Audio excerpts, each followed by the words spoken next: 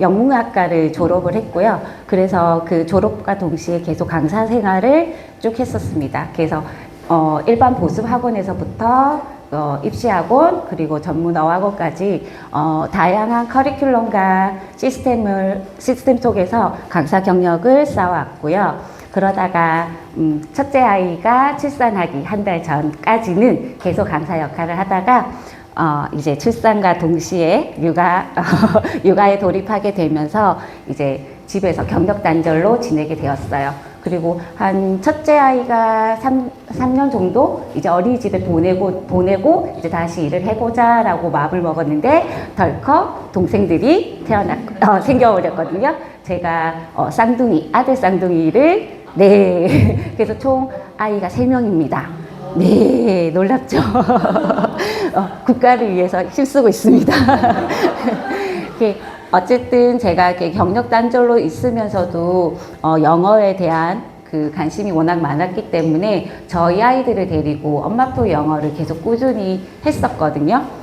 그랬었는데 아무래도 내 자식 내가 가르치는 거 아니라고 어느 순간 이렇게 너무 힘든 순간이 오더라고요.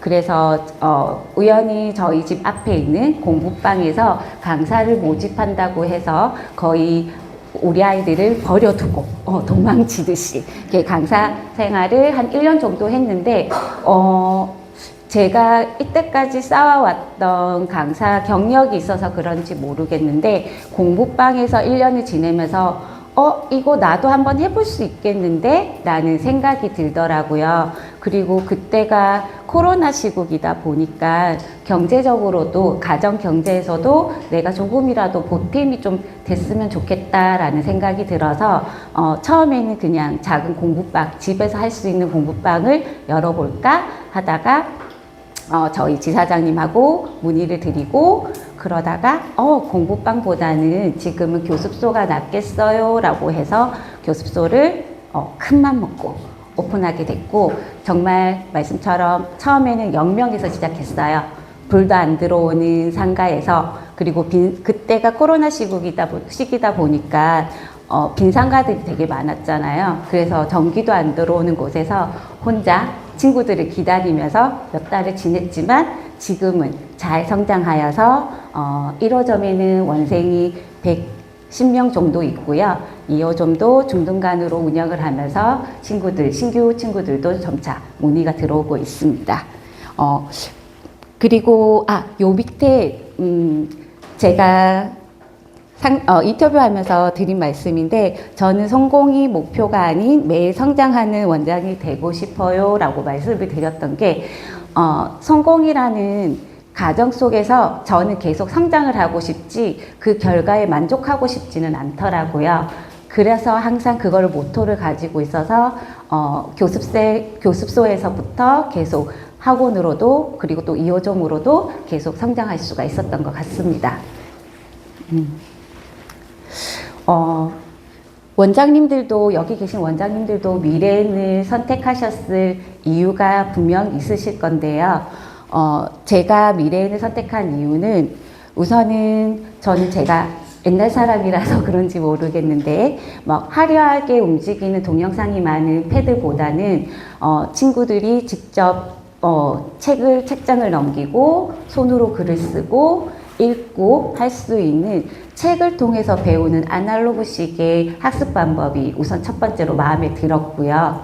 그리고 제가 저희 아이들을 데리고 엄마표 영어를 했었다고 했잖아요. 그때 동화책을 매일 밤 읽어주면서 진짜 책이 가지고 있는 힘이 크구나라는 걸 또 몸소 느끼면서 저희 미래인 교재 같은 경우는 친구들이 흔하게 다들 봤던 명작을 가지고 그 스토리를 가지고 영어 공부를 하다 보니까 친구들이 부담감 없이 영어 교재를 받아들이더라고요. 그래서 그 부분도 너무 마음에 들었고 제가 강사 시절에 항상 친구들한테 학습하던 지도 방법이 의미구 학습법, 그러니까 구문학습이죠. 구문학습을 시키고 동시통역을 꾸준히 시켰는데 저희 미래인 영어 교재도 그런 식으로 구성되어 있어서 제가 가르치는 티칭 방식에서 벗어나는 부분이 없다는 생각이 들어서 오히려 더 편하게 받아들였고요. 그리고 제일 중요한 거는요, 제가 아까 말씀드렸던 가맹문의에서부터 제가 지금 이때까지 성장할 수 있게끔 옆에서 모든 결정 부분에서 같이 상의해주고 고심해주셨던 부산 사지사 예진 지사장님 덕분에 저희 미래영어를 선택하게 됐습니다. 제가 가맹 문의를 드렸을 때부터 저희 지사장님이랑 어느 위치에 우리가 오픈하면 좋을까에 대해서 고민을 했었거든요. 아까 초반에 말씀드린 것처럼 처음에는 초기 자본이 조금 덜 들 수 있는 공부방을 생각을 했다가 제가 사는 아파트가 조금 오래된 아파트이기도 하고 그리고 학생들이 점점 줄어드는 곳이었어요. 그래서 저희 지사장님이 추천해 주신 게 부산의 명지라고 신도시가 있습니다. 거기서 한번 교습소를 해보는 게 어떻겠어요? 라고 말씀을 제안을 해주시더라고요. 그래서 그때 저는 그냥 바로 알겠습니다. 그러면 한번 가보죠? 하고 바로 갔죠. 그때 코로나 시기다 보니까 빈 상가가 많았고 그래서 상가를 고르는 거에서는 어려움이 없었고요. 그러면서 저희가 고민했던 건 우선은 학교에서 가까운 곳을 고르자였어요. 아무래도 중심 상가에도 많은 학원들이 이미 저희가 신도시다 보니까 중심 상가에 많은 학원들이 이미 포섭되어 있는데 제가 가지고 있는 장점은 작은 소규모로 아이들을 밀착 케어할 수 있는 게 저의 장점이라는 생각이 들어서 학교 가까운 곳에서 친구들이 등하원 차량 없이 안전하게 왔다가 공부할 수 있게끔 그거를 저의 그 약간의 장점으로 두고 위치를 선정을 했고요. 그래서 사실은 건너편에 작은 10평짜리 교습소로 시작했다가 친구들이 점차 늘면서 길 건너서 조금 더 넓은 평수의 학원으로 이전을 했습니다. 그리고 나서 또 한 번 더 이전을 하긴 했어요. 또 조금 더 중동간이 필요하기도 해서 그렇게 하면서 점점 키워나가고 있는 것 같습니다. 저희 학원 전경인데요. 저는 그냥 저가 미래인 영어를 하면서 특히 좋은 게 캐릭터가 너무 마음에 들어요. 처음에 솔직히 너무 캐릭터가 유치하지 않을까라는 생각을 했는데 그거는 이제 제 생각이고요. 아이들이 검은 고양이를 너무 좋아하고 아이들 수준의 그리고 초록 색깔이 눈에 띄다 보니까 학부모님들도 길을 지나다니면서도 한눈에 한번 인식을 하시더라고요. 그래서 무조건 저희 본사에서 그 추천하는 시스템 그 형태로 학원을 꾸몄고요. 그리고 내부는 최대한 심플하게 했습니다. 뭐 화려한 거 없이 저는 뭐 공간도 학원 교실도 그냥 단순하게 책상 들어가고 선생님 들어가고 그냥 깔끔한 게 제일 좋다라는 생각이 들어서 그렇게 꾸며놨고요. 그리고 여기 나름의 상패들이 있는 것은 조금 더 채웠습니다. 제가 공동상도 조금 받고 그리고 매년 감사제를 통해서 상을 받으면서 우수 학원으로 선정돼서 조금 더 가득 채워 나가고 있습니다. 그리고 제가 소개시켜드리고 싶은 게 저희 영어 교실인데요. 영어 교실을 크게 하나로 뽑았어요. 크게 하나로 뽑은 이유는 교실이 작게 들어가 있으면 선생님마다 들어가야 되는 수가 많아질 거고 운영해 보신 분들도 다 아시겠지만 학생들이 몰리는 시간대가 사실은 한두 타임으로 정해져 있잖아요. 그러면은 몰리지 않는 시간대는 빈 강의실이 생겨버리잖아요. 그래서 큰 강의실 하나를 만들어서 20평 정도 될 것 같습니다. 여기에 선생님들 3분이 계시고요. 친구들이 지금 현재는 최대 한 30명 정도 들어가서 예전에 더 많았을 때는 45명까지도 솔직히 들어갔어요. 그래서 친구들이 각자 자리에 들어가고 선생님 3분이서 최대 한 10명 정도 담당해서 수업을 할 수 있게 되고요. 만약에 너무 한 선생님한테 친구가 너무 많이 몰린다 그러면은 같이 옆에 있으신 선생님께서 불러서 같이 체킹을 해줄 수가 있고 그런 식으로 하다 보니까 학원 교실을 운영하는 거에서 학생도 한눈에 관리가 되고요. 강사들의 관리도 원장 입장에서는 한 번에 되는 장점이 있었어요. 그리고 제가 한 번씩 교실을 한 바퀴 돌면서 아이들을 전체적으로 한 번 더 살펴볼 수가 있고 그런 용이한 점이 있더라고요. 그리고 아까 말씀드렸던 2호점의 위치도 항상 학교 근처로 제가 위치를 잡았고요. 2호점이 사실은 여기를 선택한 이유가 저희 1호점에 있는 초등학교 친구들이 모두 중학생으로 진학을 하게 되면은 여기 있는 중학교로 100% 다 진학을 해요. 지금 저희 명지 중학교들이 조금 수가 모자라서 친구들이 100% 절로 옮겨가고 있거든요. 그래서 저희 중등간 개념으로 2호점을 오픈을 했는데 앞타임에 중등부 앞타임에 놀 수는 없잖아요. 그래서 옆에 있는 초등학교가 있더라고요. 그걸 또 잡아야죠. 그래서 새로운 초등학생 친구들이 유입해 올 수 있도록 그렇게 위치를 잡았고 1호점이랑 2호점이 사실은 900m밖에 안 돼요. 제가 이렇게 총총총 걸어 다녀도 한 10분 내외로 왔다 갔다 할 수 있고요. 그래서 오전에 제가 1호점에 가서 한번 살펴보고 선생님들 오시는 선생님들이랑 간단하게 회의하고 그러고 이제 2호점에 첫 수업 들어가는 초등학생이 오기 전에 이제 2호점으로 옮겨서 2호점에서 수업을 하고 중등부를 관리하고 그러고 있습니다. 2호점도 심플하게 교실은 심플하게. 그래서 작년이 아니죠. 지난달에 오픈을 해서 지난달에 학부모 설명회도 개최를 했고요. 많은 신입생 문의들도 들어오고 있습니다. 제가 2호점까지 오픈하면서 어떻게 교실을 운영하고 있는지 많이들 궁금하실 거잖아요. 그래서 저의 활용 방법을 한번 말씀을 드리자면 우선은 0일 때는 무조건 해야 되는 건 홍보겠죠. 홍보가 무조건이죠. 맞죠? 그래서 홍보를 제일 먼저 생각을 했고 많은 신입 원장님들이 그럼 어떤 홍보가 조금 더 효과가 있었냐라고 여쭤보시는데 사실 저는 다 했어요. 어떤 거라고 왜냐하면 어떤 거를 통해서 새로운 루트로 들어올지를 모르기 때문에 온라인이 됐든 오프라인이 됐든 제가 할 수 있는 모든 걸로 다 홍보를 했고요. 그래서 뭐 아파트 동타기라고 하죠. 그래서 아파트 동타기 하면서 전단지도 붙여보고요. 그래서 관리사무실에서 전화와서 죄송합니다. 내겠습니다. 그러기도 해보고 그 다음에 게시판에도 붙여보고 그 다음 주변 옆에 있는 미용실이라든지 편의점 상가에 가서도 인사 먼저 드리고 그리고 특히나 미술학원, 태권도 학원 절대 놓치시면 안 되는 거 아시죠?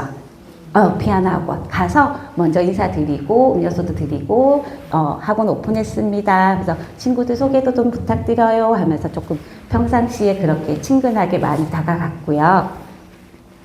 그 다음 학교 앞에서 전단지를 나눠줄 때도 이때는 조금 더 예쁘게 입고 갔어요. 조금 더 전문가스럽게 하고 가서 어머님들한테 전달할 때도 학원 오픈했습니다. 학원 원장입니다. 원장이 직접 홍보하고 있는 것과 원장이 직접 수업한다는 걸 조금 어필을 했고요.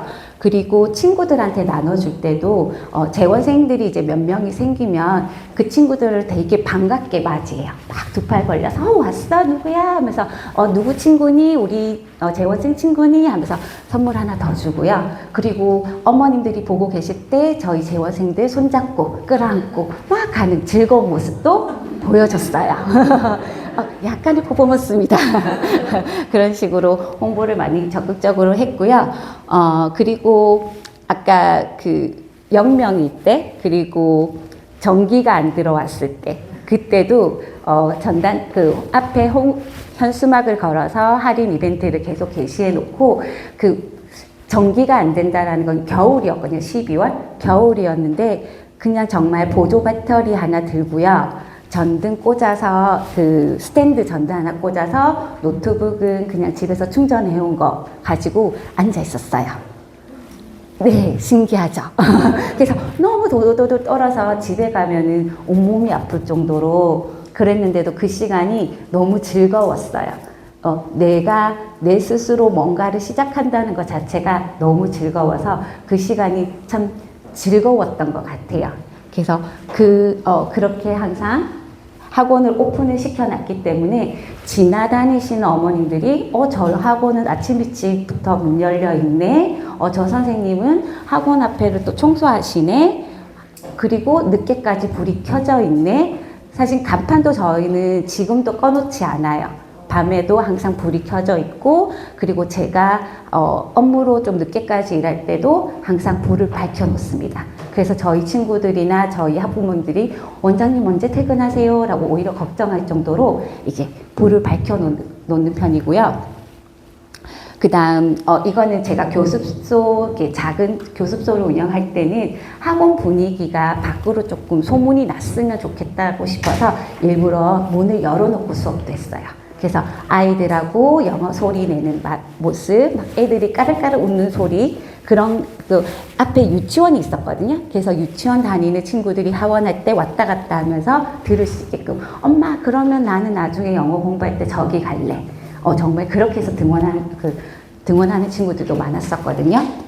그리고 제가 온라인도 홍보를 계속 했었는데, 처음에는 블로그를 조금 글을 쓰는 게 조금 부담스러워서 지금은 본사에서 가르쳐준 방법 때문에 글 쓰는 게 훨씬 쉬워졌는데, 제가 오픈했을 당시에는 제가 글을 쓰는 거에 대한 조금 부담감이 있어서 인스타그램으로 처음에는 SN을 홍보를 했어요. 그래서 교육적인 얘기보다 학원 분위기를 많이 담았던 것 같아요. 친구들 하나하나 어떻게 챙기고 있는지, 친구들이 공부하는 모습은 어떤지, 그리고 친구들 표정이 어떤지, 그리고 그 밑에 짧게 따뜻한 문구들을 남겨서 어머님들이 이렇게 봤을 때도 이 학원 참 재밌게 공부하네, 이 학원 참 따뜻하네 라고 좀 느낄 수 있도록 인스타그램을 그런 식으로 운영을 했습니다.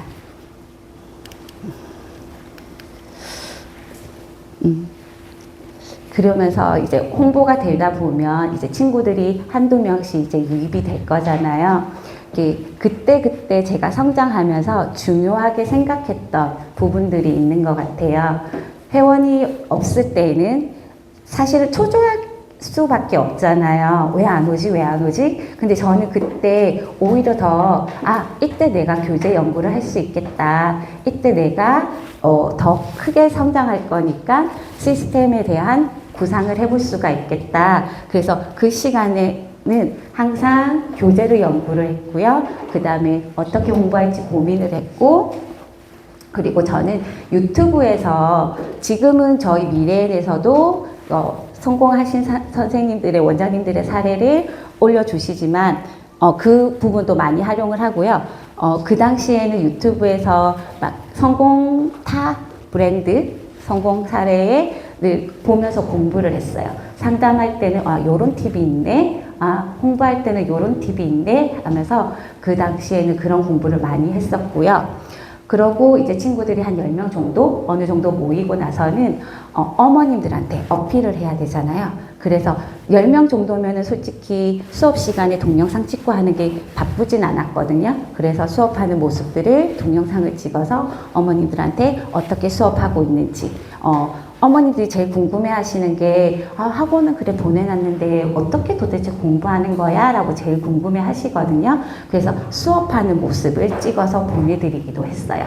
그래서 어떤 주기를 정해놓진 않고 오늘 이 친구가 머리핀이 되게 예쁘다. 그러면 핀 하나 그 모습을 찍어서 어머니 오늘 너무 예쁘게 왔네요. 이렇게 카톡을 보내고요. 이렇게 수시로 어머님이랑 소통할 수 있도록 그렇게 보내고, 이제 30명 정도가 체험해서부터는, 이때부터는 이제 30명이 혼자서는 운영이 가능하지만 무슨 자신감인지 모르겠지만 더 넘을 거라는 예상을 했기 때문에 이때부터 조금 더 시스템을 만들어 나가야겠다. 그래서 제일 중요한 거는 처음부터 말씀드렸지만 어머님들한테 내가 어떻게 관리하고 있는지에 대해서 어필을 해야 된다고 생각이 들어서 피드백을 조금 더 구체적으로 개인 밴드를 만들어서 어머님들한테 정기적으로 교재가 끝나기 전에, 교재가 끝나고 나면 매월 며칠 날 보내는 걸로 정기적으로 그렇게 시스템을 만들어 가기 갔고요. 그리고 이때부터는 이제 친구들이 출결할 수 있는 것, 언제 등원하고 언제 하교하는지 조금 더 구체적이고 정확하게 전문적으로 조금씩 갖춰가려고 노력을 했습니다. 그래서 진짜 30명이 넘어가니까 40~50명 넘어가는 거는 정말 금방이더라고요. 그래서 40명 정도가 찼을 때부터는 이제 저 혼자 하려면 이제 조금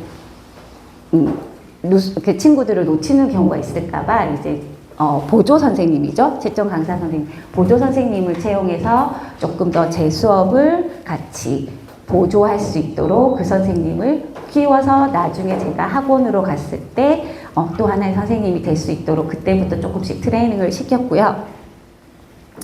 제가 수업의 그런 채점이라든지 작은 부분들을 선생님한테 부탁드리고 나서 저는 계속 운영과 관리 부분에 대해서 놓치지 않으려고 신경을 많이 썼던 것 같습니다. 그래서 말씀드린 것처럼 항상 학부모님들한테는 정기적인 상담이 이루어져야 된다고 생각을 해서요. 보통 작은 학원에 교습소에 학부모님들이 보내주시는 이유는 밀착 관리를 원해서 오시는 거잖아요. 큰 대형 학원이라든지 그런 데에서는 클래스 수업을 하다 보니까 아무래도 이 친구를 1대1로 못 본다라는 생각을 하시기 때문에 그러면 제가 그 부분을 어머님들한테 어필을 해야겠구나 라는 생각이 들어서 학부모님들한테는 정기적으로 상담을 할 수 있도록 크게는 2월, 9월을 나눈 거는 이제 원생수를 조금 분산시킨 거죠. 근데 2월에는 어떤 새학기가 시작하니까 어머님들한테 전반적으로 이제 새학기 때는 이런 식으로 우리가 진도가 나갈 겁니다. 그러니까 라는 걸 알려드리고, 그리고 대면을 꼭 시키는 이유는 어머님들이 초기 상담을, 신규 상담을 할 때 저희가 커리큘럼이라든지 교재에 대한 설명을 해드리지만 사실은 보내다 보면 까먹거든요. 그래서 1년에 한 번 정도씩을 다시 불러서 친구가 직접 하고 있는 교재를 펼쳐서 이 표시는 어머니 저희가 위구를 체크한 거고요. 이거는 초시계를 한 거고요. 뭐 이렇게 직접 다시 한 번 더 알려주면 어머니께서는 하면서 내가 지금 잘 보내고 있고 아이가 잘 성장하고 있구나를 한 번 더 대면 상담에서 안심을 하고 돌아가시더라고요. 그래서 정기 상담으로 진행을 하고 있고, 그리고 6월달 정도에는 예비 중등 친구들, 학부모님들을 모셔서 이제 중학교 들어가기 전에 6월부터 방학에 시작할 때 전부터 이제 어떻게 나가겠습니다. 중학 커리큘럼은 어떻게 나갈 거니? 그거에 대해서 한 번 더 상담을 저는 진행하고 있습니다. 그리고 50명이 됐을 때는 이제는 진짜 한 타임에 20명, 18명 이렇게 들어오는 친구들이 많다 보니까 교습소, 10평 교습소에서는 진행하기가 너무 힘들더라고요. 그래서 그때서부터는 이제 학원 자리를 알아봤는데 저희 신도시가 작은 상가는 많은데 큰 상가가 없는 거예요. 그래서 정말 매일 돌아다녀도, 그리고 그렇지만 학교를 벗어나고 싶지는 않았거든요. 그래서 주변을 계속 둘러봤는데 없었어요. 계속 몇 달을 기다리고 있다가, 이거는 저의 에피소드인데 어느 날 교습소 문을 열고 친구들을 맞이하려고 하고 있는데 건너편에 무인 카페에서 썬팅식을 떼고 있는 거예요. 어제까지만 해도 커피를 팔던 곳인데, 그래서 친구들한테 얘들아 잠깐만 기다려봐 하고 이제 길을 건너서 이제 사장님한테 왜 썬팅식 떼시냐, 그러니까 이제 철거를 하신다 하시더라고요. 그래서 그분 붙잡고 제가 학원을 하려고 합니다. 저랑 계약하시죠? 이러면서 그날 바로 계약을 했습니다. 네, 그래서 저는 아까 30명이 때부터 말씀을 드렸죠. 저는 더 클 거라는 막연한 자신감도 있었고, 그리고 믿는 구석이 저희 지사장님이 있어서 학원으로 성장할 거를 계속 염두에 두고 있었거든요. 그래서 그 타이밍이 보였을 때 놓치지 않으려고 노력을 했던 것 같아요. 그래서 그 자리도 바로 그때 선점해서 학원으로 이전할 수가 있었어요. 그래서 이제 학원 이전하면서부터 너무나 고맙게도 학원이 넓어지니까 친구들이 또 소개해서 더 들어와 주더라고요. 그리고 작은 교습소였을 때보다 학원이라는 이미지가 붙으니까 학부모님들도 친구들도 뭔가 조금 더 전문적인 느낌, 전문적인 교육기관의 느낌으로 받아들여 주더라고요. 그래서 성장을 쭉쭉 하면서 지금의 원생들을 유지하고 있습니다. 그리고 제가 계속 강조드렸던 상담 부분에 대해서도 저의 팁을 말씀드리자면, 우선은 뭐 지금 원장님들 모두들 다 잘 아시겠지만 어머님들이 지금은 사실 저희는 친구 소개로, 학부모님 소개로 많이 신규 친구들이 들어와요. 그리고 형제들이 많이 와요. 형아가 가서 이제 3학년이 된 동생이, 2학년이 된 동생이 그냥 자연스럽게 영어 학원은 여기 이러면서 보내주시거든요. 그렇지만은 어머님들이 친구 소개로 받았지만 한 번씩은 다 네이버에 검색을 하시는 것 같아요. 그래서 저도 처음 오픈했을 때부터, 교습소를 오픈했을 때부터 네이버 스마트 플레이스에다가 톡톡 문의랑 그 다음에 예약할 수 있는 링크 걸어둬서 어머님들이 언제든지 편하게, 제가 수업 중이라서 미처 못 받는 전화들도 놓치지 않도록 그렇게 구성을 해놨고요. 그리고 신규 상담을 이렇게 며칠 날 하겠습니다 라고 이렇게 문자를 주고 받잖아요. 그러면은 꼭 마지막 하단에 저희 교실 인스타그램 링크를 같이 보내드려요. 그러면 이제 어머님들은 그 링크를 보면서, 인스타그램을 보면서 학원 분위기를 한 번씩 익혀서 미리 오기 때문에 학원이 어떤 스타일이에요? 라는 질문은 없는 것 같아요. 그래서 이 분위기구나, 이렇게 아이들이 많이 다니구나, 잘 다니고 있구나 라고 조금은 믿고 보내주시는 것 같습니다.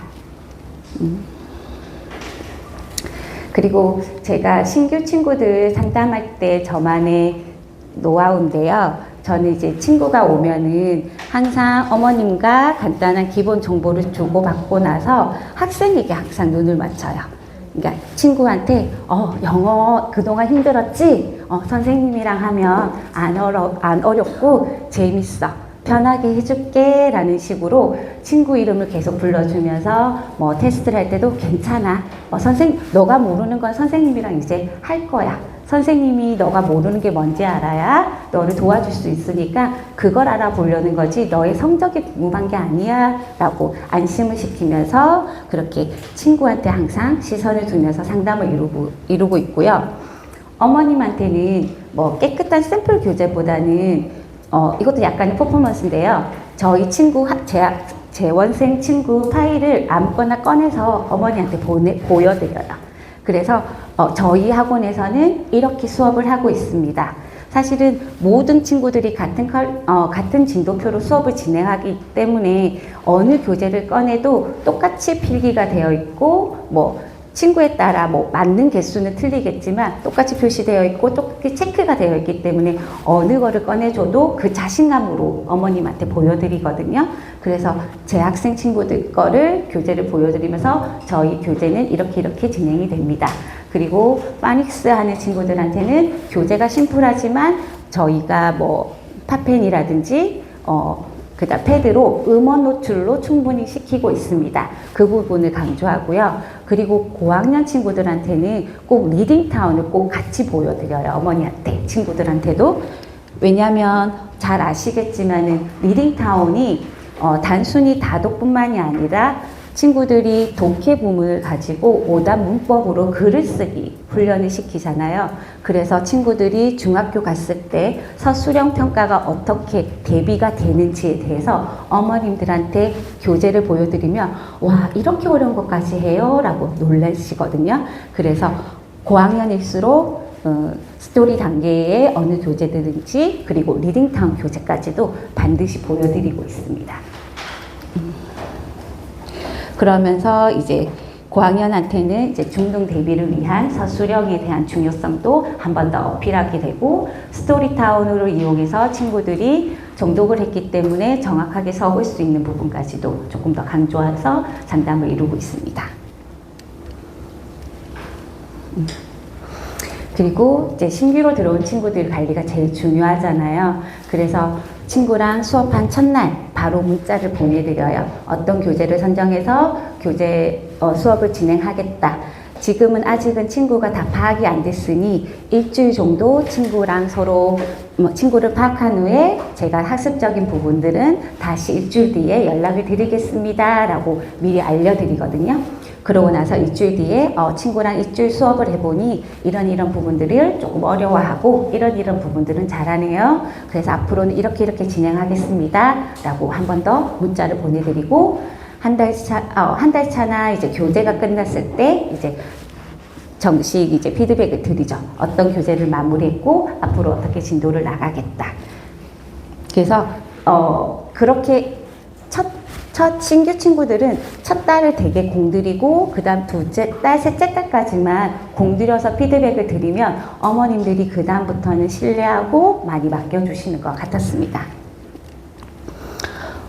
근데 신규 친구들만 신경 쓰면 안 되잖아요. 그래서 재원생 친구들한테는 처음에도 말했듯이 이제 정기적으로 놓치지 않도록 정기적으로 상담 일정을 잡아서 피드백을 드리고 있고요. 우선은 기본적으로 저희 친구들은 전부 다 개인 밴드가 있습니다. 그래서 밴드를 보내드릴 때도 교재만 친구들한테 전달하고 그냥 피드백만 적어드렸더니 친구들이 교재를 전달 안 하는 경우가 있어요. 어머님들도 바쁘셔서 교재를 꺼내서 볼 시간도 없으신 경우들이 많더라고요. 그래서 저는 그 교재의 중요한 몇 장면들을 찍어서 피드백에 같이 보내드려요. 그래서 어머님들이 책은 미처 못 펼쳐봐도 그 밴드에 있는 피드백의 사진을 보고서 이렇게 수업을 했네 라고 한 번에 즉각적으로 볼 수 있도록 그렇게 첨부를 하고 있고요. 그리고 중요한 시기마다 어머님들한테 연락을 드려서 혹시 어머님들이 바쁘셔서 불참하더라도 저는 정기적으로 이렇게 수업 상담을 진행하고 있습니다 라고 어필하기 위해서라도 계속 이제 상담 일정을 알려드리고 있습니다. 그리고 매년 1회 정도는 학부모 설명회를 진행을 하고 있는데요. 학부모 설명회를 진행하는 부분은 사실은 저희가 어머님한테 조금 더 전문적인 교육기관이라는 걸 알려드리고 싶어서 개최를 계속 하고 있거든요. 작은 학원에서 아니면 그냥 소규모에서 혼자 학부모 설명회를 준비한다는 거는 사실 좀 어렵잖아요. 앞에 나서는 것도 조금 민망하고, 근데 저희는 본사에서 지원을 다 해주기 때문에 1년에 한 번씩 학부모 설명회를 열어서 본사의 지원으로 설명회를 진행하고 있고, 그러면 어머님들도 그 커리큘럼이 어떻게 됐더라 하고 잊었다가 학부모 설명회 오면서 이렇게 진행되네, 요즘 교육 트렌드는 이렇네 하고 다시 한 번 더 상기하고 가시는 것 같아요. 그리고 학부모님들한테, 재원생들한테도 밴드 외에도 이벤트를 수시로 열어서 이벤트를 열 때 학부모님들이 참가할 수 있는 이벤트를 조금 더 준비를 해요. 그래서 어머님들이 어떻게 지금 느끼고 계신지 그런 피드백을 항상 수시로 받고 있거든요. 그래서 카톡은 조금 더 가볍고 캐주얼한 느낌으로 어머님들이랑 소통을 하는 창구로 사용하고 있습니다.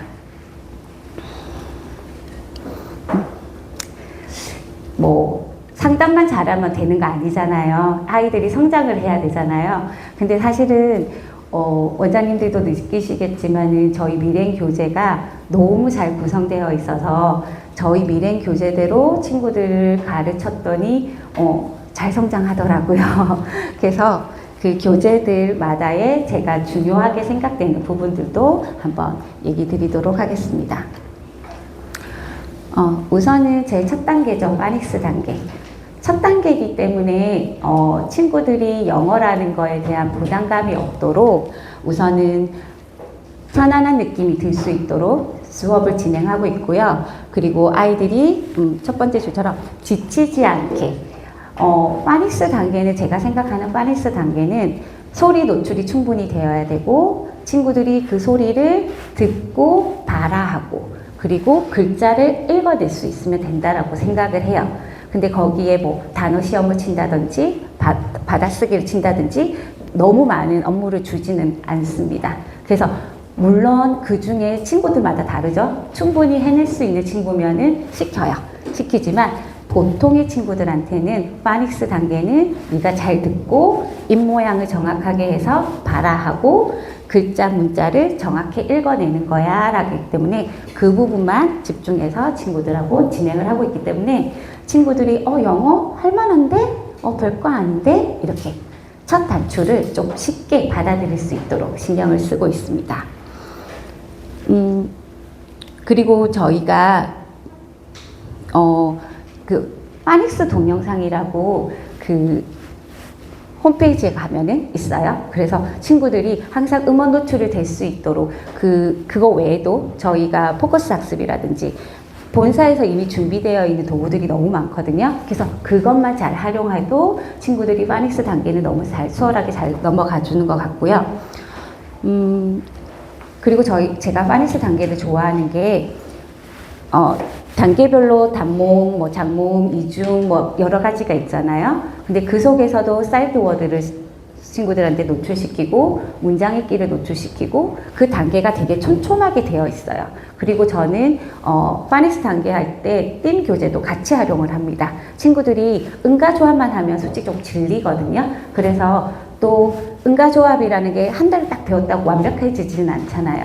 그래서 띵 교재를 같이 넣어서 친구들이 활용한 음가 조합을 조금 더 해볼 수 있도록 띵을 활용하고 그리고 자기가 뭐라도 말하고 싶어 하거든요. 처음 파닉스를 배운 친구들은. 그런데 띵 교재에서는 패턴이 되어 있으니까 친구들이 듣고 흉내내듯이 옛날에 영어 가사 몰라도 흉내내듯이 그렇게 패턴을 외워서라도 말해볼 수 있는 기회를 주면 친구들이 영어에 대한 자신감도 많이 생기더라고요. 그래서 파닉스 할 때는 띵과 같이 병행해서 수업을 진행하니 친구들도 지치지 않고 잘 따라와 주었고요. 그리고 마지막에 파닉스 타운은 진행해 보시면 아시겠지만 3가지 스토리가 들어가 있어요. 그래서 3가지 다른 친구들한테 동시 통역을 시키면 사실은 힘들고요. 친구들한테 선택권을 줘요. 이 3가지 스토리 중에서 네가 하고 싶은 게 뭐야 해서 한 스토리를 가지고 동시 통역을 찍어 보내면 어머님들이 정말 반응이 좋아요. 얘 알파벳 이제 아는 줄 알았는데 우리말로 영어로 말해요? 이러면서 정말 반응이 좋거든요. 그래서 나중에 원장님들도 한번 활용해 보셨으면 좋겠습니다. 파닉스 단계에서는 아까도 말씀드렸다시피 문장을 읽어내는 게 주 목적이잖아요. 그 다음부터 이제 들어가는 게 스토리타운이고 스토리타운에서는 중요한 게 정독을 하는 거거든요. 문장 읽어내는 거는 우리가 파닉스 단계에서 충분히 연습을 했어요. 그래서 문장 읽어내는 거는 이미 완벽하게 잘하니 친구들한테 주어 동사를 찾는 거를 훈련시키고요. 저희 같은 경우는 초록색 형광펜은 주어, 핑크색은 동사 이런 식으로 친구들한테 모든 형광펜을 다 줬어요. 그래서 모든 친구들이 주어 동사를 구분해서 찾을 수 있도록 그리고 몇몇 문장을 골라서 부정문, 의문문을 만들 수 있도록 그렇게 훈련을 처음 스토리가 들어가는 첫 단계에서부터 그렇게 활용을 하고 있으니까 첫 단계 마야 같은 경우는 I am sad이기 때문에 아주 쉽거든요. 주어 동사 찾기 그리고 그거를 부정문 만드는 것도 쉽고 물론 처음에는 선생님이 조금 도움을 주셔야겠죠. 그런데 친구들이 그 패턴을 익히게 되면은 단계 올라가면서 이제 잭이 나올 때는 이제 일반 동사가 나오면 그때는 don't가 들어가는 거야 한 번 더 언급해주고 그러니까 어려운 문법 설명 없이도 아이들이 문법을 쉽게 받아들이고 정독을 하는 것도 쉽게 받아들이더라고요.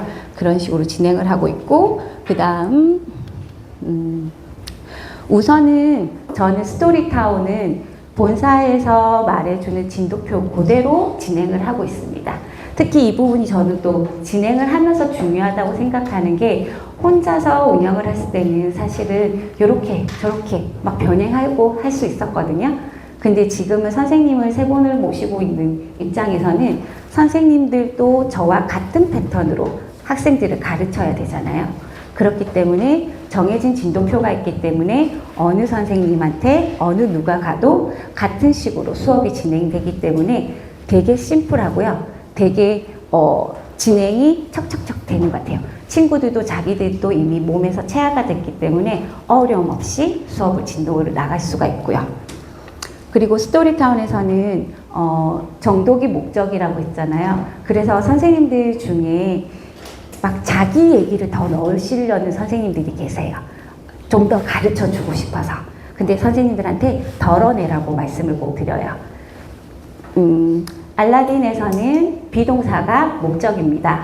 비동사 부정문이 목적입니다. There is가 목적입니다. 이 세 가지 문법만 선생님이 정확하게 알려주시면 돼요. 그 나머지 위에 거는 그 다음 교재에 또 나옵니다. 그래서 선생님들한테 너무 많은 것을 가르치지 않고 딱 타겟 문법만 가르칠 수 있도록 많이 덜어낼 수 있도록 그렇게 진행을 하고 있고요. 그리고 스토리타임에서 제일 꽃이 동시통역이거든요. 친구들이 읽을 수 있는 거는 자기가 적을 수 있고 적을 수 있는 건 말로 할 수 있어야 하기 때문에 그게 저희가 동시통역으로 확인을 하잖아요. 그래서 저는 그래머 플러스에 있는 영장 문장이든 그 다음 동시통역 문장이든 모든 문장을 우리말을 보고 영어로 말할 수 있게끔 구두 점검을 모두 하고 있습니다. 그래서 친구들이 단어 스펠링 외우는 거는 사실 너의 몫이고 선생님 앞에서는 항상 정확하게 발음을 할 수 있게끔 우리말을 보고 영어로 말하는 것이 주저함이 없게끔. 사실 우리나라 아이들이 영어 말하는 거에 되게 주저주저 하잖아요. 근데 자기 적은 건 무조건 다 검사를 하니까 저희 친구들을 그냥 내가 적은 건 다 그냥 영어로 말하게 다 그렇게 훈련을 시키고 있습니다. 그 다음 이제 고학년이 가면 갈수록 꽃이 피는 리딩타운. 리딩타운은 고학년 친구들이 참 좋아하고 조금 또 수업을 해보신 선생님들도 리딩타운 정말 좋다라는 말씀들을 많이 하세요. 저도 리딩타운을 가르치면서 좋았던 게 사실은 예전에 저희가 강사 시절 때 저희가 가르쳤던 독해는 해석 위주잖아요. 해석 위주다 보니까 그냥 읽고 해석하고 문제 몇 개 풀고 그러고 끝이었어요. 요즘 친구들이 해석은 잘해요. 그럴싸하게 적어내는 건 잘해요. 근데 문해력, 어떤 게 주제고 어떤 게 근거가 되는지에 대한 훈련이 전혀 안 되어 있어요. 긴 문장 읽어내는 연습이 안 되어 있는 거죠. 근데 저희가 리딩타운 50까지는 직독직해를 조금 더 훈련하는 교재고요. 70이 들어가면은 이제 문단을 나누는 오답 문법식으로 주제 찾고 근거 찾고 글을 쓰는 방법을 시크릿 노트에서 나오거든요. 그래서 선생님이 굳이 긴 설명하지 않아도 교재에서 이미 시크릿 노트라는 워크북에서 지도가 되어 있기 때문에 친구들이 자기가 읽어낸 지문이 어떤 식으로 문단으로 정리할 수 있는지 스스로 자기 주도적으로 공부를 할 수 있거든요. 그 부분이 너무 마음에 들고요. 그래서 아까 말씀드린 초기 신규 상담할 때도 어머님들한테 리딩타운을 꼭 보여드리는 이유예요. 그래서 친구들한테 리딩타운을 공부할 때는 스토리하고는 다르게 정독보다는 다독이 목적이기 때문에 주제가 뭐였는지 그 다음에 중심 문장이 뭐였는지 그 다음 거기서 문법적으로 중요한 파트들만 체크해주고 조금 더 영향이 되는 친구들한테는 자기가 해석한 지문을 다시 주면서 그걸 다시 영어로 적어와, 영작해와 이렇게 하거든요. 그걸 또 해내요. 왜냐하면 스토리 단계에서 이미 친구들이 우리말을 가지고 영어로 바꾸는 연습을 워낙 많이 했기 때문에 리딩타운에서도 친구들이 잘 이렇게 성장한 친구들은 그 부분도 어렵지 않게 잘 해내더라고요.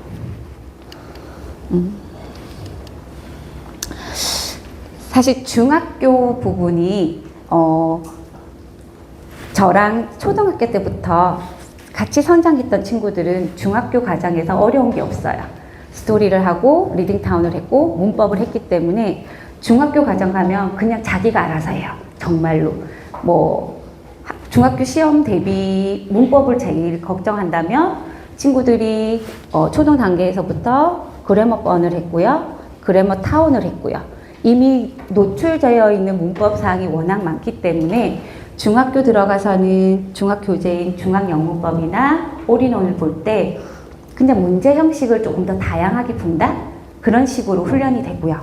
그래서 저는 방학 동안에 중앙영문법을 가지고 문법적인 거를 설명을 조금 더 많이 나가고, 학기 중에는 오리론을 가지고 다시 한 번 더 리뷰할 수 있게끔 그렇게 진행을 하고 있고, 그리고 리딩타운이든 리딩솔루션이든 독해 문제집을 같이 병행하면서 독해는 놓치지 않도록 계속 꾸준히 나가고 있습니다.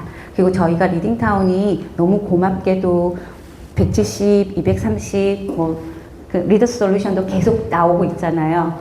그 점이 있기 때문에 저는 이제 걱정 없이 중등부까지도 계속 성장시킬 수가 있는 것 같습니다.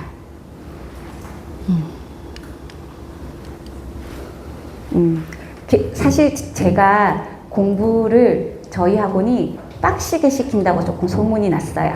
그래서 저희 피드백을 받은 피드백을 말씀드리면, 이 친구는 어학원에 있다가 적응이 안 돼서 숙제가 너무 많고 클래스 수업이 너무 힘들어서 저희 학원에 온 친구인데요. 사실 그 어머니께서 동네 작은 학원이니까 조금 우습게 봤대요. 그냥 뭐 만만하게 생각하셨대요. 근데 저희가 시키는 게 적지 않은 분량이어서 친구분에게 아우 나 큰 코 다쳤다고, 고통시키는 게 아니라고, 그리고 중요한 건 학생 스스로가 하는 양이 많다고. 예전 어학원에서는 숙제가 많았다면 저희는 숙제를 내주지 않는데 1시간 동안 스스로 해야 되는 분량이 너무 많아서 학생도 집에 가서 엄마 할 게 너무 많아, 정말 좀 제대로 공부하는 것 같아 라고 얘기를 했다고 하더라고요. 그리고 또 하나 좋은 피드백이 뭐가 있었냐면, 이 친구는 필리핀에 한 달 살기를 하러 간다는 거예요. 그래서 어머니께서 간 일주일 차 됐을 때 연락이 오셨어요. 이렇게 카톡으로 연락이 오셔서 레벨 테스트를 봤는데 어느 반에 들어갔다, 지금 2주차 됐는데 어떻게 진행하고 있다를 계속 알려주시는데, 그때 말씀이 다른 지역에 있는 어학원에 다니는 친구와 같은 반에 들어갔어요. 같이 수업을 했는데 이 친구가 저희 학생이 너무 잘 따라가고 있고 리딩 그 지수도 높아요. 그래서 다른 친구들은 I don't know because 이것만 얘기하고 있는데 저희 친구는 어떻게든 말을 하려고 노력을 했다고 어머니께서 너무 기분 좋아서 연락이 오셨는데, 그래서 그 같이 가셨던 다른 어머니께서 도대체 어느 학원 다니냐고 여쭤보셨대요. 그래서 저희 어머님이 아주 당당하게 미래인 영어 다닌다고, 주변에 있는 미래인 영어 한번 알아보라고 그러셨대요. 네. 그렇죠. 그래서 그런 피드백을 들을 때마다 정말 내가 잘 선택했구나, 내가 옳다라고 생각하는 게 나 혼자만의 생각이 아니라 모두 다가 그렇게 느끼고 있구나 라는 확신이 들더라고요. 그래서 수업을 제가 이렇게 조금 빡시게 시키다 보니 놀 때는 또 재밌게 놀아주거든요. 그래서 이벤트를 저는 사실은 P형입니다. 그 MBTI에서 P예요. 즉흥이 많습니다. 그래서 이 짜장면 파티도요, 이사를 학전 이전에 했는데 친구가 이사한 날에는 짜장면이죠 이러더라고요. 그래서 그래? 그러면 짜장면 먹자 이래가지고 친구들이랑 하루 이제 짜파게티 파티를 했어요. 치우는데 정말 힘들었거든요. 벽을 하얗게 칠해놨는데, 네, 그쵸. 그렇지만 아이들이 좋아한다니까 뭐 그런 이벤트도 수시로 열고요. 그리고 놀 때는 막 게임하면서 공부적인 게임 웬만해선 안 넣어요. 놀 때는 그냥 확실하게 놀게. 먹고 싶은 거 확실하게 먹게. 배불러서 저녁 못 먹겠어요 할 만큼 떡볶이든 팝콘 치킨이든 과자들 제가 준비할 수 있는 것들을 최대한 준비해서 친구들이 그날 하루만큼은 진짜 원 없이 놀다 갈 수 있게끔, 1시에 온 아이가 6시에 집에 갈 수 있게끔. 네, 그래요. 안 가요 애들이. 그렇게 한 번씩 이벤트를 해주고 있고, 그리고 어린이날은 당연한 거고 할로윈도 당연한 거고요. 그리고 제가 또 어머님들께, 학부모님들께 반응이 좋았던 게 이제 어버이날 때도 항상 맞춰서 제가 이벤트를 하는데, 이거는 재작년인가요? 작년인가요? 요즘 스크래치, 복권 스크래치가 스티커가 팝니다. 그래서 그냥 A4 용지 하나 출력하셔서 그거 덮어서 뭐 학원비 할인, 아이스크림, 아메리카노 이렇게 넣어서 어머님들한테 꼭 전달해. 너가 긁으면 안 돼. 꼭 학부모님한테 꼭 전달해. 그 어머님들이 막 연락이 오셔서 하루 종일 옆에 붙어가지고 빨리 긁어가라고 빨리 긁어가라고 막 쪼른다고 그러시더라고요. 그러면서 어머님들이 학부모님들이 참여하는 이벤트가 생기니까 분위기가 또 훨씬 더 좋아지더라고요. 그래서 이때도 반응이 너무 좋았고, 그리고 이거는 제가 이번 어버이날 때 준비한 건데, 이게 저희 공구로 나왔던 수세미거든요. 너무 이쁘죠? 어디서 살 수도 없어요. 그리고 진짜 저희 어머니 한 분이 어디서 샀냐고 연락 오셨어요. 자기 더 필요하다고. 그래서 거품이 너무 잘 난대요. 그래가지고 이거를 친구들한테 어버이날 선물로 드리고, 이게 카드를 써서 전달해 드리고, 너네가 엄마 대신에 설거지하는 모습을 인증샷으로 보내줘. 그러면 선생님이 커피 쿠폰 쏠게. 그래서 어머님들이 역시나 또 반응이 너무 좋았어요. 물론 설거지는 2번 두 번 하셨다고 하더라고요. 그렇지만은 내가 이런 효도를 언제 받아봐요. 자기가 먹던 그릇도 안 치우는 녀석이 씻네요 하면서 너무 반응이 좋았었거든요. 그런 이벤트도 너무 좋았고, 그리고 저는 개학날 꼭 어머님들한테 커피 한 잔씩을 쏩니다. 어머니 방학 동안 너무 고생하셨어요. 어머님들도 제가 3남매를 키우는 걸 아시거든요. 그래서 어머니 우리 드디어 해방이에요 이러면서 커피 쿠폰 드리면 그거 반응도 너무 좋았고요. 그래서 이벤트는 뭘 이렇게 행사 특별한 날에 맞춰서도 하지만 그냥 뜬금없이 생각도 못했는데 그렇게 한 번씩 줬을 때도 반응이 너무 좋았어요. 그래서 원장님 선생님 센스 있어요 라는 소리도, 센스 없지만 그런 소리도 가끔씩 듣습니다. 그리고 저희는 이제 동시통역 말하기 대회를 한 번씩 개최를 해요. 예전에는 더 자주 열었었는데요. 요즘은 1년에 한두 번을 꼭 열려고 하고 있고요. 왜냐하면 앞으로 친구들이 이제 친구들 앞에서 이제 발표해야 하는 자리가 많아지잖아요. 그래서 친구들 앞에서 마이크를 들고 영어로 말하는 것이 부끄럼 없게, 서스럼 없게 하기 위해서 동시통역 말하기 대회를 원내에서 개최를 해서 열고 있고요. 그리고 그때도 상장도 그리고 보상도, 그래서 조금 더 으쓱해질 수 있도록 친구들이 그 노력하는 거에 대한 보상도 확실히 주고 있습니다. 그리고 상장 주는 걸 좀 좋아해서 이거는 연말에 제가 붙인 거예요. 사춘기 저기가라상. 예, 이제 6학년들 대부분 중1들, 그리고 장차 크게 대상, 한걸음 발장상, 뭐 기업 뽀짝상, 누구든지 모든 학생들에게 다 상장을 하나씩 줬어요.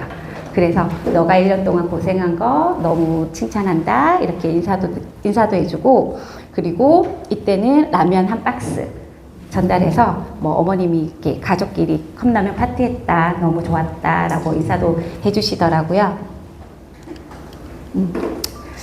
제가 이렇게 열심히 제가 할 수 있는 최선을 다해서 학원을 운영을 하고 있는데, 사실 학원 운영이라는 게 혼자 한다면 혼자 하는 일이잖아요. 그래서 저도 번아웃이 왔었고, 그리고 건물 상가의 갑질로 인해서 인사도 하게 됐고, 중간중간 힘든 일이, 제가 생각도 안 했던, 계획하지도 못했던 일들이 생기더라고요. 그래서 그때마다 사실은 혼자였다라면 뭐 주저앉았거나 뭐 부정적인 생각만 하거나 그랬겠죠.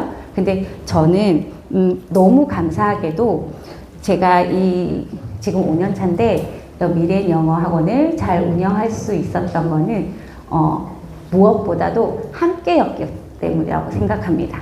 그래서 처음 제가 가맹 문의를 드렸던 우리 지사장님과의 만남에서부터 시작해서 저희 지사장님 그리고 저희 사지사에 있는 모든 동료 원장님들이 함께하는 느낌을 매해 느껴요. 매달 느껴요. 사실 저희는 원래 회의를 매달 하거든요. 그러면 거기 만나서 물론 본사에서 전해주는 중요한 사항도 듣지만 원장님들끼리 나 이번에 뭐 누구가 이렇게 해서 너무 속상했어. 그러면 이제 다들 같이 썰을 푸세요. 나도 그랬어. 그때 이렇게 했어. 그러면은 내가 가지고 있던 고민이 나 혼자만의 것이 아니라서 조금 더 가볍게 느껴지고 그래서 선생님들이랑 조금 더 의지가 되고 위로가 되고 그런 식으로 되더라고요. 그래서 혼자 하는 게 아니다. 같이 하는 거라는 거를 많이 느끼게 되고 그리고 제가 저희 미래인 영어를 진짜 많이 좋아하거든요. 네, 제가 처음 선택한 가맹이지만 한 번도 후회한 적이 없어요.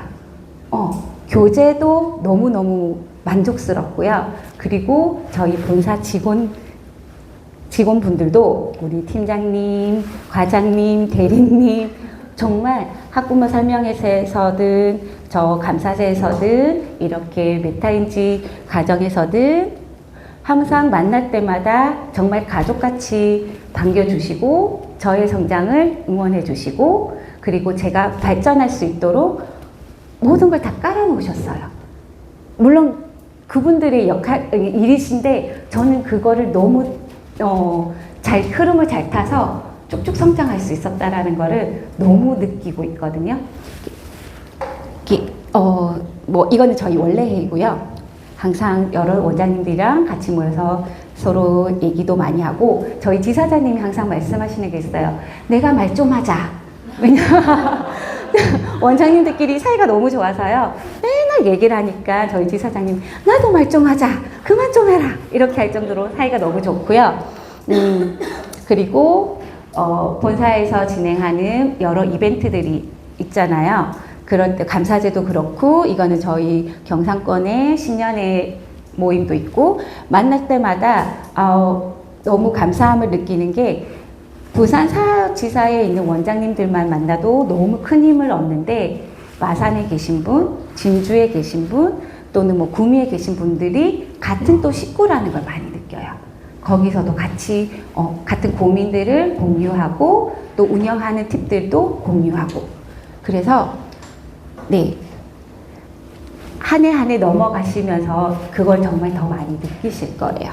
그리고 이거는 작년 감사제인데요.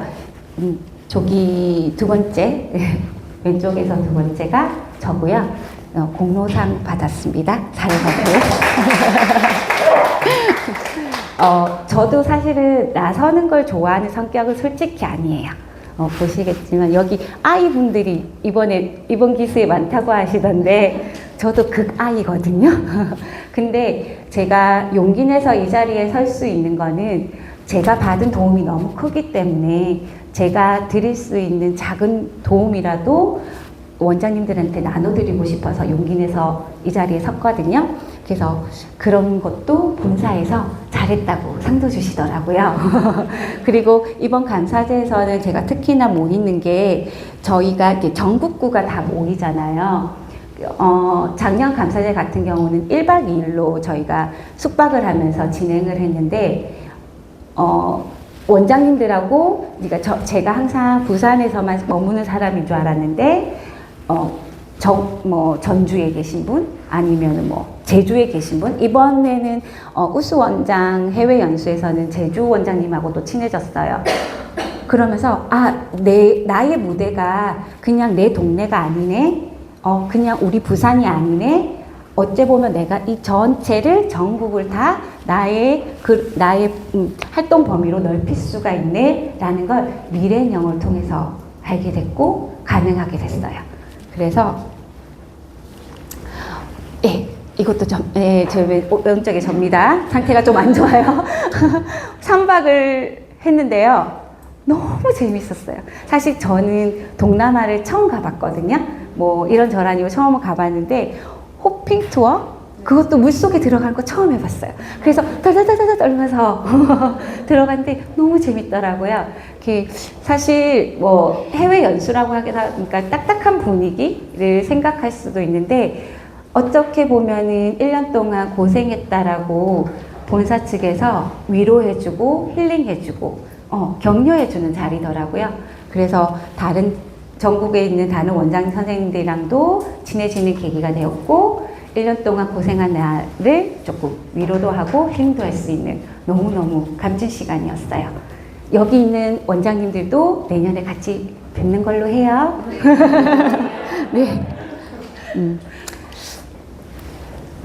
제가 이제 5년차가 들어가다 보니까 이제 점점 이제 욕심이 생기잖아요. 이제 제가 하고 있는 일이 잘하고 있는 게 맞나? 그리고 잘 나아가고 있나? 항상 되묻게 되는데, 제가 바라는 거는 어머님들이 믿고, 초등에서부터 중등까지, 형을 보냈고, 동생을 보내고, 형제를 보낼 수 있는, 믿을 수 있는 학원이기를 바라고 있고요.